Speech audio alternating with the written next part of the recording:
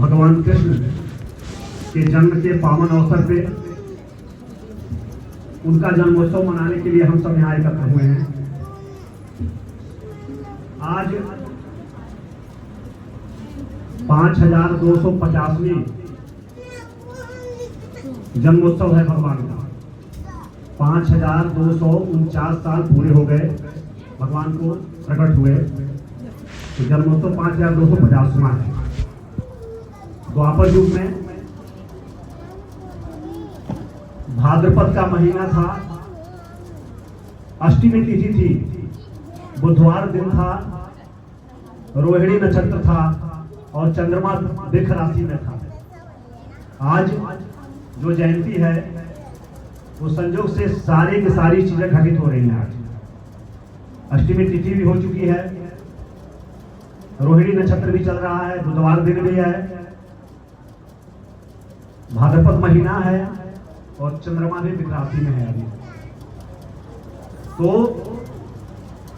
जो भगवान परमात्मा भगवान कृष्ण ने गीता में कहा है कि यदा यदा हि धर्मस्य ग्लानिर्भवति भारतः अभ्युत्थानम अधर्मस्य तदात्मानं सृजाम्यहम् परित्राणाय साधूनां विनाशाय च दुष्कृतं धर्म संस्थापनार्थाय संभवामि युगे युगे।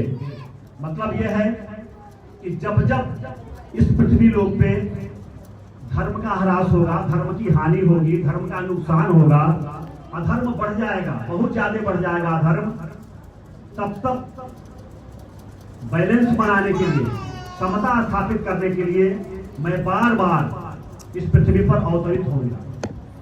सामान्य इंसान, सामान्य बच्चा और परमात्मा में फर्क होता है।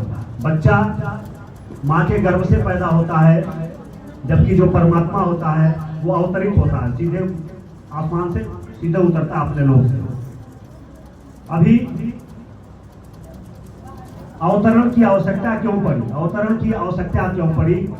एक बार की बात है कि भगवान विष्णु अपने क्षीर सागर में शयन कर रहे थे। भगवान विष्णु के जय और विजय दो द्वारपाल हुआ करते थे, ये संतरी ड्यूटी कर रहे थे।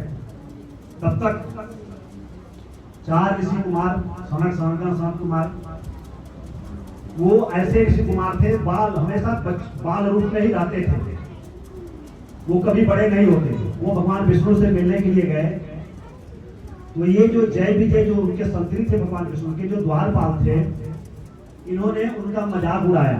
छोटे बच्चे थे, लेकिन वो छोटे थे, बड़े ज्ञानी थे, उनकी उम्र बढ़ती थी, लेकिन उनका जो कद था नहीं बढ़ता था, वो वामन रूप में ही रहते थे।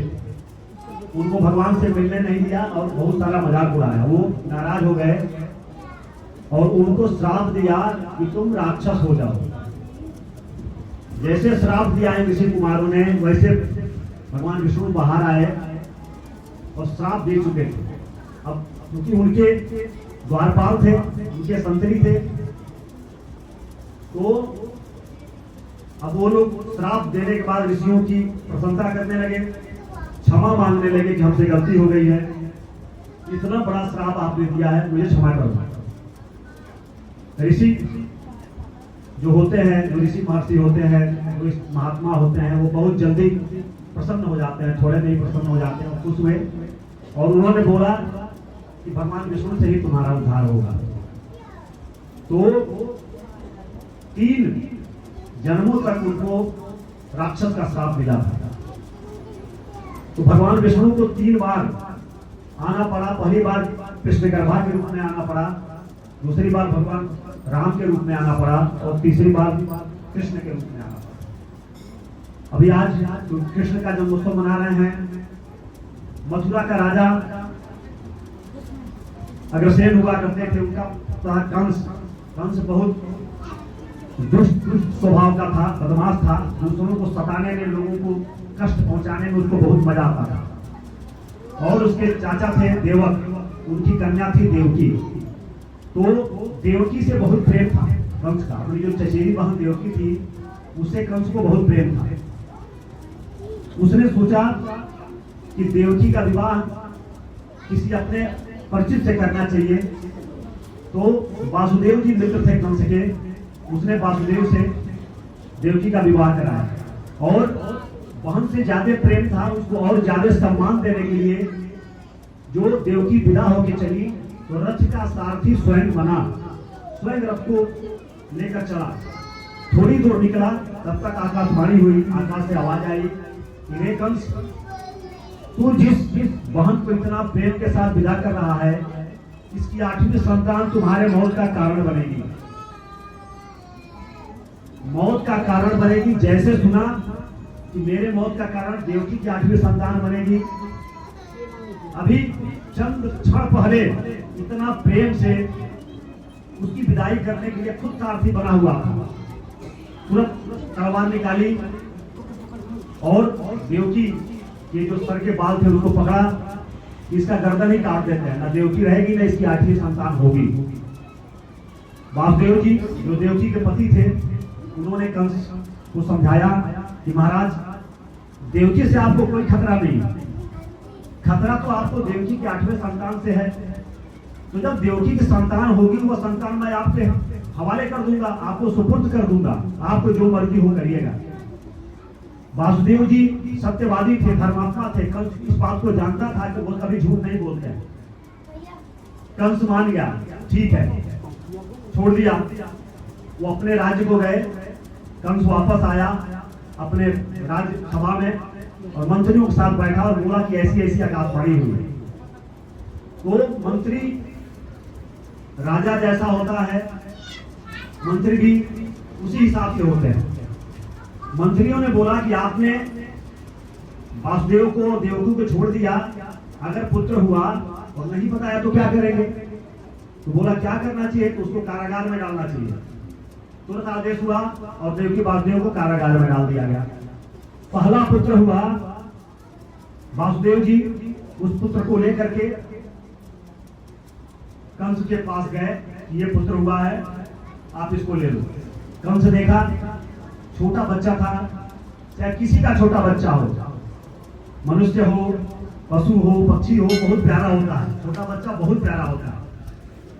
तो जब कंस ने देखा इतना प्यारा बच्चा, तो बोला, उसके मन में करुणा जगी, प्रेम जागृत हुआ उस बच्चे को देख करके, और बोला कि आप इस बच्चे को लेके जाओ, इससे हमारा कोई नुकसान नहीं है, हमारा तो 8वें संतान से नुकसान है। वापस आ गए लेकर के जेल में। देवकी बहुत खुश हुई कि जीवन दान मिला बच्चे को। लेकिन तब तक नारद भगवान पहुंचे अष्ट कमल लेकर के, 8 पंखुड़ियों वाला कमल लेकर के, और कंस को बोला कि बताओ इसमें पहली वाली पंखुड़ी कौन सी है। तो उस बोला ये कैसे पता चलेगा पहली वाली पंखुड़ी कौन सी है? तो बोला फिर ये कैसा पता चलेगा कि 8वां पुत्र कौन सा है? उसको फरमा दिया कंस को। कंस तुरंत फिर जेल में आया और बच्चे को लिया और दीवार पे मारा, बच्चे के प्राण निकल गए। ऐसे करके 6 पुत्रों को देवकी के वध कर दिया, 6 पुत्रों का। 7वां पुत्र संकर्षण, 7वां पुत्र बलराम जी आए 7वें पुत्र के रूप में। भगवान ने अपनी योग माया को बताया। योग माया ने उस 7वें पुत्र को देवकी के गर्भ से लेकर के, और वही जो नंद बाबा के वहां रहती थी, वासुदेव जी की पहली पत्नी थी, उनके गर्भ में स्थापित कर दिया। शोर हुआ कि देवकी का जो 7वां गर्भ था वह नुकसान होगा, श्रमित हो गया, क्षणित हो गया। बड़ा खुश हुआ। कंस बोला कि आने से पहले ही हो गया, बड़ा प्रसन्न होगा। अब 8वां गर्भ आया भगवान कृष्ण। उन्होंने योग माया को आदेश दिया, तुम नंद के वहां जाओ, नंद बाबा के घर तुम जाओ। योग माया नंद बाबा के घर आई और भगवान कृष्ण उस जेल में अवतरित हो गए, अपने चारों भुजाओं पद्म चक्र कमल गदा हाथ में लिए हुए, मुस्कुराते हुए माता देवकी के सामने खड़े हो गए और बोले कि मुझे, जब सबने सामने खड़े हुए तो माता ने बोला कि ये कौन सा रूप है बच्चे का? बच्चा तो छोटा होता है, आप तो पूरे बड़े हो, चतुर्भुज रूप में हो। माता की भावना का सम्मान करते हुए प्रभु छोटा रूप बनाए और बोले मुझे नंद बाबा के घर ले चलो और वहां पहुंचा दो। बोले कैसे जाएंगे? आपको वो मेरी व्यवस्था है। बोलते ही सारी चीजें छूट गई बाबा उनकी बेड़ियां खुल गई, दरवाजे खुल गए, सारे द्वारपाल सो गए, ले गए नंद बाबा के घर छोड़े। वहां पे कन्या थी, उसको लेकर के आए। सवेरे हल्ला हुआ कि कन्या हुई है, सबसे बहुत खुश हुआ। कन्या को उठाया दीवार पे पटकने के लिए, कन्या हाथ से छूट गई, अष्टभुजी माँ दुर्गा का रूप धारण किया और बोली कि रे कंस, तुमको मारने वाला धरती पर अवतरित हो चुका है। और वह कन्या वह बोल करके विंध्याचल पर्वत जो है, विंध्याचल पर्वत पर विंध्यवासिनी देवी के रूप में अपने आप को स्थापित किया। उसके बाद